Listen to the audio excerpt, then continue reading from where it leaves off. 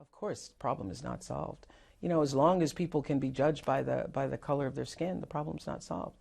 As long as there are people who still, and there's a whole generation, I say this, you know, I said this, you know, for apartheid South Africa, I said this for my own, you know, community in the South. There are still generations of people, older people, who were born and bred and marinated in it, in that prejudice and racism, and they just have to die.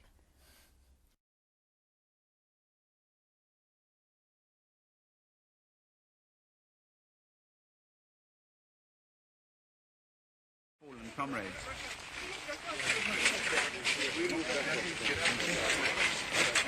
After the last wreath had been placed on the tarmac, a minute's silence was called for, followed by what one might call the Song of the Oath.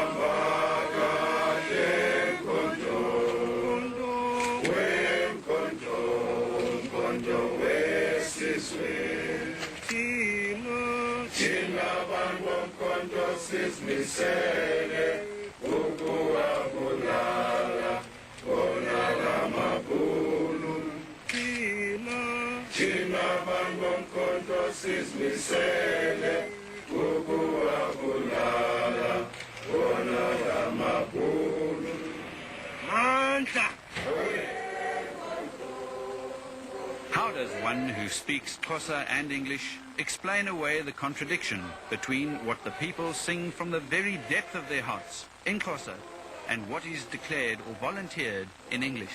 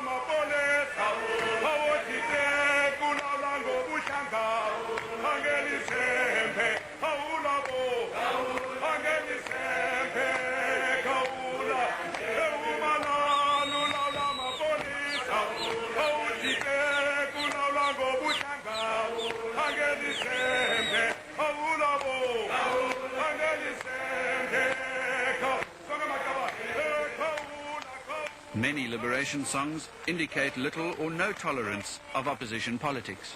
In fact, if you oppose the ANC or its allies, their songs say you have a very good chance of dying. Uitenhage, 24th of February, 1990.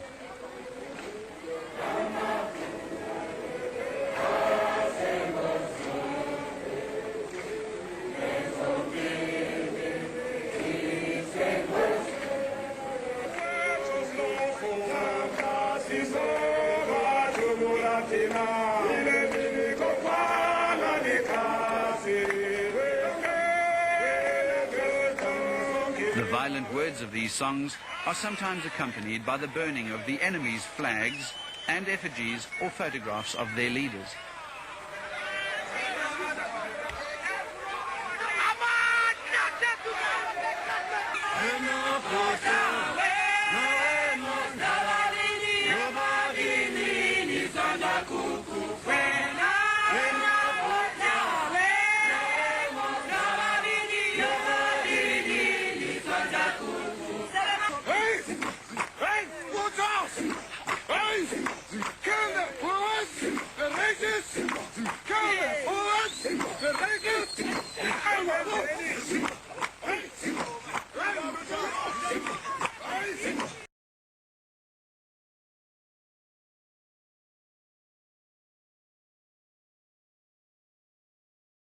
It is a beautiful, lush and fertile land, but beneath its beauty there is an ugly and often deadly underside. Fruit farmer Herman de Jager knows that only too well. He had to watch his father die in his arms after he'd been shot in the face by intruders. Now every night he prepares to fight to the death to protect what he sees as his birthright. Before switching over lights, I check that my bullet vest is ready. There's a pair of pants and a jacket that I can wear against a cold. When I open my gun safe, I'm checking my shotgun, checking my ammunition. The white farmers have little faith in the local police to catch the attackers, so they've set up their own patrols in an attempt to keep their community safe. Charlie Boerta, who was 71, had his Achilles tendon cut so he couldn't flee, and was then hacked in the back till he died. His body was covered and dumped in the bush. His wife Joey had her head stoved in by a brick wielded with such force her skull cracked like an egg as she watched TV at home. You can't kill an animal like that they killed my mom and my father. You can't believe it. If you see them, you can't believe it.